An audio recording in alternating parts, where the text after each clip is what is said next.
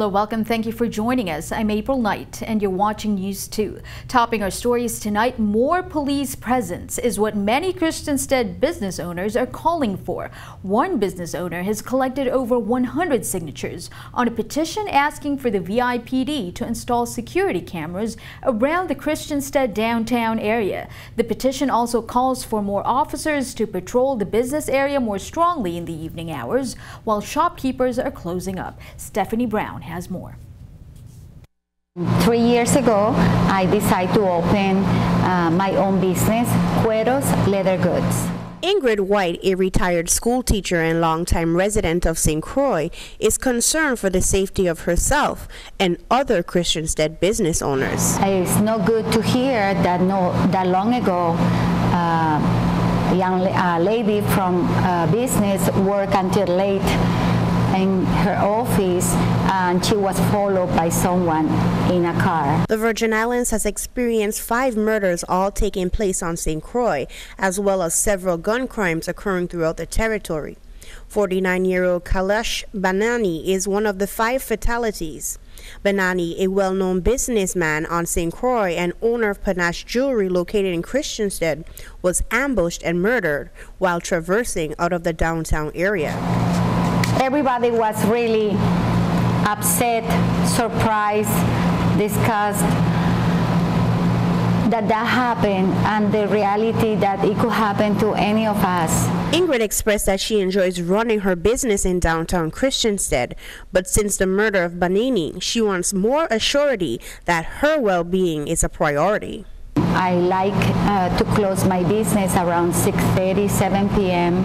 and of course, since that happened, I really feel uncomfortable. Ingrid has started a petition that has already been signed by over 100 residents, calling for more police presence downtown. Ingrid states that more police presence would solidify that the island of St. Croix is serious about marketing itself as a tourism product. Is that we are not asking suddenly to have an army of people in Christiansted downtown, but at least 2 or 3 police officers patrolling will make a big difference. Along with more presence, Ingrid's petition called for more cameras to be placed around downtown Christiansted.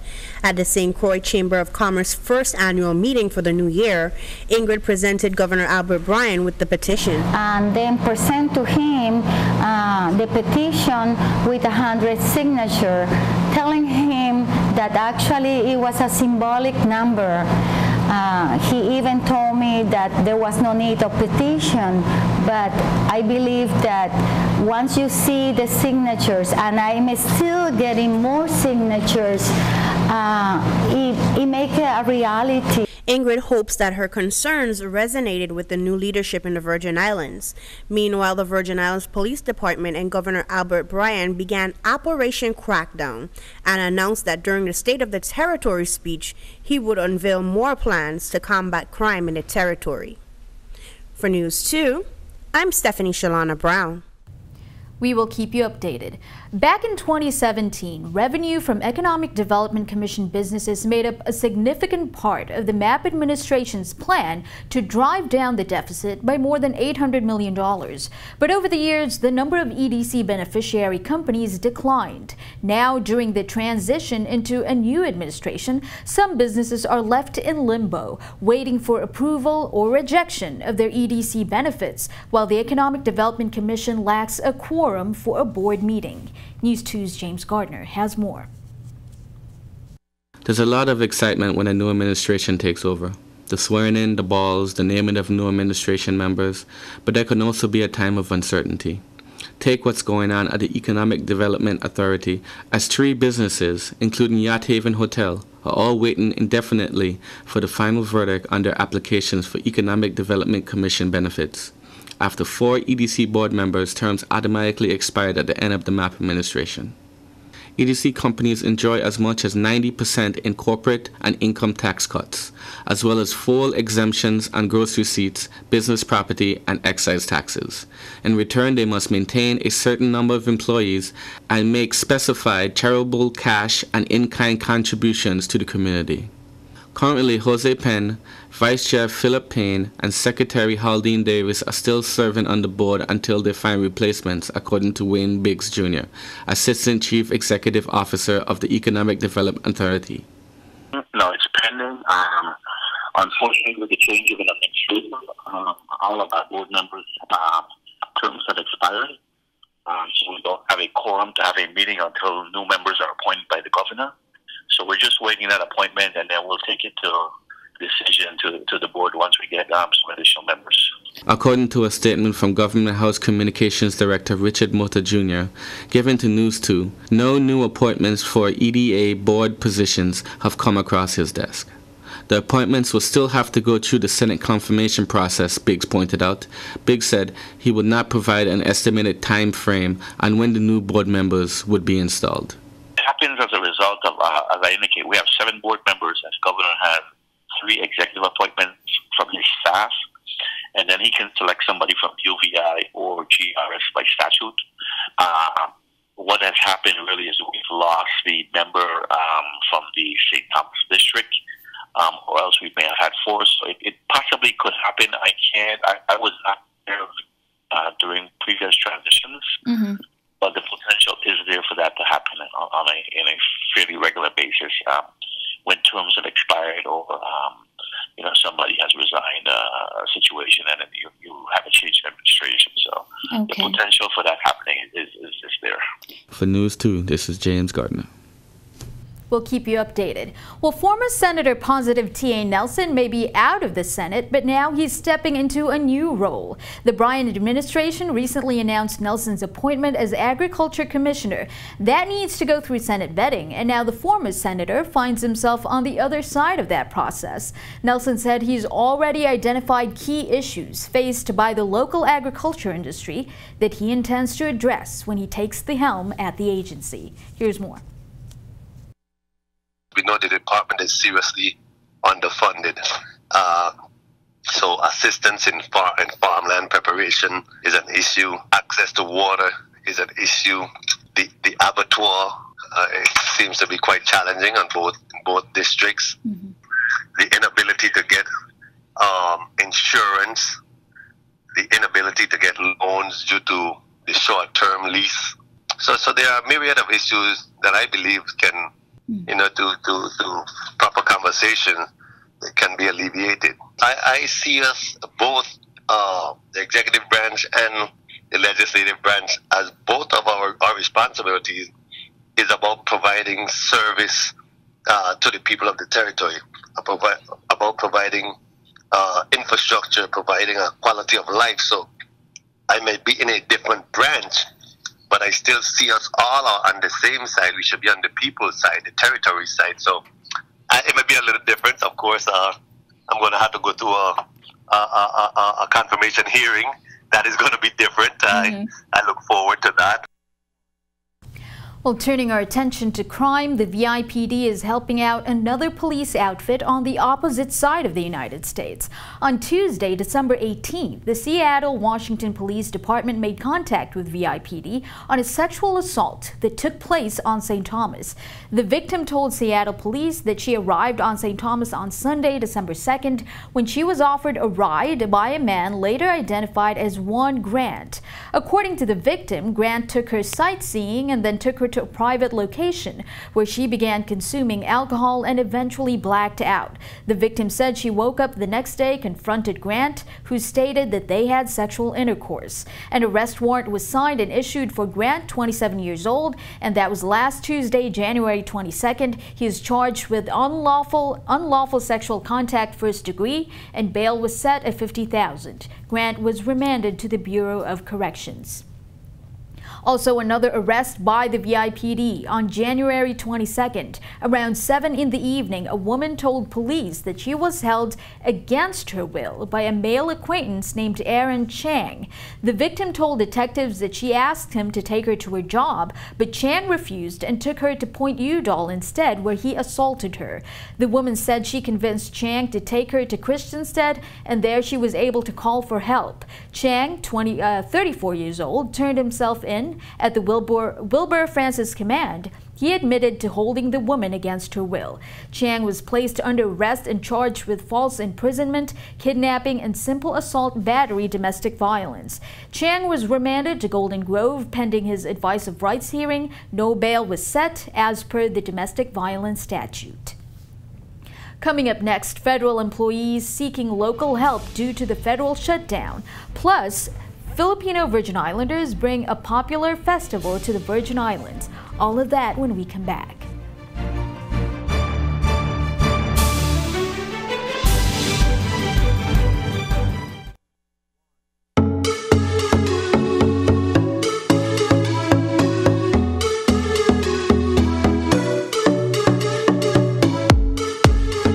Welcome back. The Trump administration announced on Friday that it has reached a deal with Congress that would reopen government until February 15th.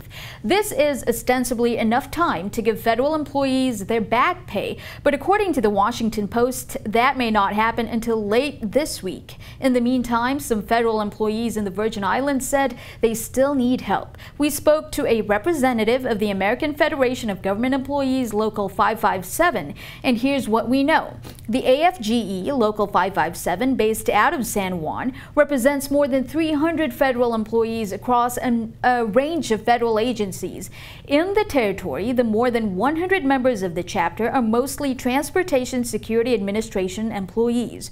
Across the country, TSA officers have either called out sick or quit over the 35-day shutdown, but not so in the Virgin Islands, where TSA officers reported to work and kept the level of screening and security up, according to this group of employees.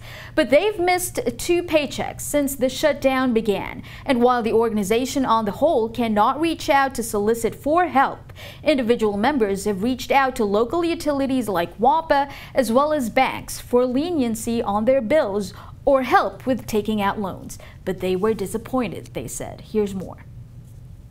After the first missed paycheck, that was about 2 weeks ago, some of my fellow employees reached out to WAPA, they reached out to several of the local banks, and they didn't really get anything from them. The common stories I have been hearing, and they have been reaching out to me and expressing their concerns about, are pretty much the local government.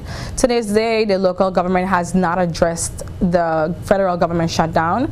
We are local, so we are residents of the Virgin Islands. However, yes, we are federal employees, but no one has addressed the shutdown.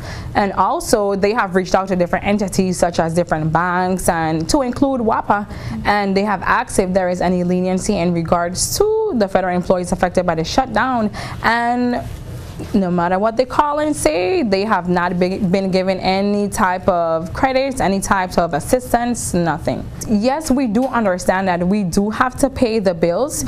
We do understand that, yes, we are going to get retro pay. However, we're not sure when it's going to happen. But it was just as simple as, take into consideration we're not able to pay right now. Can we pay at a later date? Can we get a lower bail? Can we not be charged late fees? However, we are going to make the payments. Not be disconnected. Yeah, pretty much not be, yes, not be disconnected, not get your water turned off, because most of the employees, we do have to report to work. So we do need our electricity to pretty much iron our uniforms, to ensure, you know, we do our daily activities and stuff once we're home. Then if the request is not granted to assist the employees that are not receiving any type of funding right now, pretty much your lights will be cut. Your lights will be cut, and you would either have to try to make do, try to, you know, go back to how we was living during Irma Maria, and that was not good. The employees there at the airport, they are getting things done. We're ensuring that we have the same level of screening, the same level of security, and we are doing what we have to do. Again, the AFG members reached out to the utilities and banks, they said, as individuals and as consumers, not as an organization, because they're not allowed to do that as an organization. According to WAPA spokesperson Jean Griot, he is not aware of any such requests by federal employees, but he has reached out to WAPA's customer service department for information, and we'll have that update for you as soon as we have a response. Meanwhile, members of the Delta Sigma Theta sorority did step up up for federal employees affected by the government shutdown. On Sunday, Congresswoman Stacey Plaskett shared these photos of the sorority sisters outside of Plaza Extra holding a food drive. Congresswoman Plaskett thanks all the organizations, sororities, fraternities, and charities that held such events across the territory. Congratulations to the various organizations that took part in that drive. Well, on Sunday, the morning mass at St. Peter and Paul Cathedral was a little different than usual. A group of Filipino Virgin Islanders who have been longtime residents and parishioners at the church shared a Philippine tradition that's a pretty big deal in the Asian country. The Sinulog Festival, a popular event attended by up to 2 million Filipinos at times, tells the story of the baby Jesus statue given as a baptismal gift by the Portuguese conquistador Ferdinand Magellan to the local chieftain. It's a confluence of Roman Catholic, Filipino, and colonial elements. And on Sunday, the St. Thomas Filipino community brought that festival literally halfway across the world to their Virgin Islands family. Here's more. Today we're celebrating the 10th annual Santo Niño de Cebu Sinulog Festival. We started with our fluvial or the boat sea procession, and now we're here at our chapel, and we're getting ready to process, and the bishop is going to meet us and accept Santo Niño. And so it's a big Filipino tradition, and every Filipino, during Santo Niño, the Feast of Santo Niño, we really celebrate it. This feast is very important, not just to the Filipino people, but to all of us Catholics in the world. But because we have a very important Filipino community here, and it's only fair and nice and fitting that we join them in this celebration. And as a pastor, I'm very delighted to be part of this celebration. Coming up next, your AccuWeather forecast when we come back.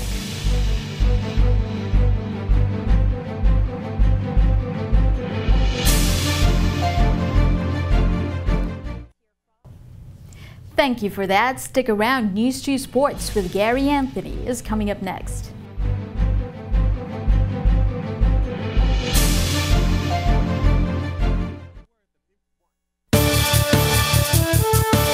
I'm Gary Anthony, and this is News 2 Sports. It's officially Super Bowl week, which means a week's worth of information about the New England Patriots and Los Angeles Rams that is guaranteed to be over the top. This is the 9th Super Bowl appearance for the Belichick-Brady era since 2001, which is absolutely ridiculous dominance. So, just to refresh everyone's memory, a painful thought for this Jets fan, here are some of the highlights and results from the first 8, starting with Super Bowl 36. That was the Pats versus the Rams and the greatest show on turf. Adam Vinatieri kicks a 48-yard field goal with 2 seconds left, and the Pats go on to win 20-17. In Super Bowl 38, it was the Pats versus the Carolina Panthers. And in a seesaw fourth quarter that featured 37 combined points, Brady marches the Pats into field goal range, and that guy, Adam Vinatieri, kicks a 41-yard field goal for the win. In Super Bowl 39, it was the Pats versus the Eagles, the first time. Wide receiver Deion Branch catches 11 passes for 133 yards to win the MVP award, and the Pats go on to win 24-21. In Super Bowl 42, the Pats are trying to complete the perfect season and finish at 19-0. And they face off against the New York Giants. What's known as the helmet catch game has the New York Giants win with an upset 17-14 thanks to Eli Manning to Plaxico Burress TD pass with 39 seconds left. I really liked that game. In Super Bowl 46, it was the Pats versus the Giants rematch. Giants running back Ahmad Bradshaw with a 6-yard TD run with 57 ticks on the clock to put the Giants up 21-17. And Brady's Hail Mary goes incomplete in the end zone, and the G-men shock the Pats again. In Super Bowl 49, the Pats versus the Seattle Seahawks, the Pats are the victim of another circus catch, this time by Jermaine Kearse. But the Seahawks pass instead of giving the ball to running back Marshawn Lynch, Malcolm Butler with the interception, and the Pats go on to win 28-24. Super Bowl 51, the Pats versus the Atlanta Falcons. After being down 28-3 in the first half, Brady storms back with 466 passing yards, and running back James White scores from 2 yards in as the Pats win the first overtime in Super Bowl history, 34-28. And last year, Super Bowl 52, the Pats versus the Philadelphia Eagles, Part 2, the Philly special game. Eagles backup QB Nick Foles throws for 376 yards and catches a 2-yard TD pass as the Eagles win 41-33. So for the 9th time, the Pats are playing for all the marbles. Remarkable. I will give my prediction on Friday. That's it for sports. April, back to you. Thank you for that, Gary. And make sure you catch the highlights of Governor Albert Bryant's first State of the Territory address on Monday night. We'll have that in the next newscast and on Facebook. And that's it for our show tonight. Make sure you follow us on Facebook at News2VI or Instagram at TV2USVI. We want to hear from you. Tag us on any stories you want to see on the news. Send us a message on Messenger or email us at newsdirector@tv2.vi. Thanks again for joining us on News 2. I'm April Knight. We'll see you next time.